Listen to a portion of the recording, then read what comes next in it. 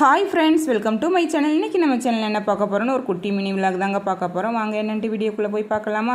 வழக்கம் போல் கோழிகளையெல்லாம் திறந்து விட்டு இறையும் போட்டாச்சுங்க. சின்னவளும் எந்திரிச்சு வந்து கோழிகளை வந்து சாப்பிட விடாமல் துரத்திக்கிட்டே இருந்தால் ஒரு வழியாக கோழிகள் வந்து சாப்பிட்டு போயிடுச்சுங்க. நம்ம ஏரியாவில் பார்த்திங்கன்னா நேற்று ஈவினிங் வந்து கோடை மழை பெய்யுதுங்க. ரொம்ப பெருசாலாம் பெய்யலை, லைட்டாக தான் பெஞ்சிச்சுங்க. பெருசாக பெஞ்சிருந்தாலாவது கொஞ்சம் வந்து வெக்க தணிஞ்சிருக்கும். லைட்டாக பெஞ்சதுனால வெக்க வந்து அதிகமாகிடுச்சுங்க. இன்றைக்கும் மதியமும் பார்த்திங்கன்னா வந்து லைட்டாக தான் பெஞ்சிச்சு.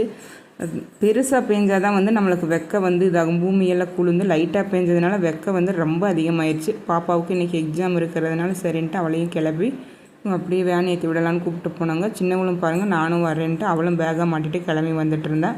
நாங்கள் போகும்போது தான் வேன் டிரைவரும் ஃபோன் பண்ணாங்க. வேன் வராதுங்க, கேபு தான் வரும், நீங்கள் வந்து ஏற்றி விட்டுருங்க, இடையில வந்து நாங்கள் வந்து பிக்கப் பண்ணிக்கிறோம் அப்படின்னு சொல்லிட்டாங்க. சரி வந்துரும்னு சொல்லிட்டு பாப்பாவும் வந்து அவசர அவசரமாக வேகமாக ஓடுனாங்க. நாங்களும் மறுபடியும் ஃபோன் பண்ணி பார்த்தா ஒரு 5 நிமிஷத்தில் வந்துடும் சொன்னாங்க.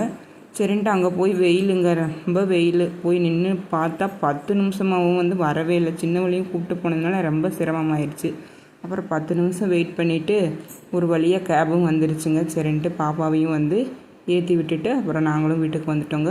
மெகந்தி வந்து பார்த்திங்கன்னா பாப்பாவே தான் வச்சது. எப்படி இருக்குன்ட்டு மறக்காமல் கமெண்ட் பண்ணுங்கள் ஃப்ரெண்ட்ஸ். அவ்வளவுதான் ஃப்ரெண்ட்ஸ் இந்த வீடியோ பிடிச்சிருந்துச்சுன்னா லைக் பண்ணுங்கள், ஷேர் பண்ணுங்கள், கமெண்ட் பண்ணுங்கள். மறக்காமல் நம்ம சேனலை சப்ஸ்கிரைப் பண்ணி வச்சுக்கோங்க.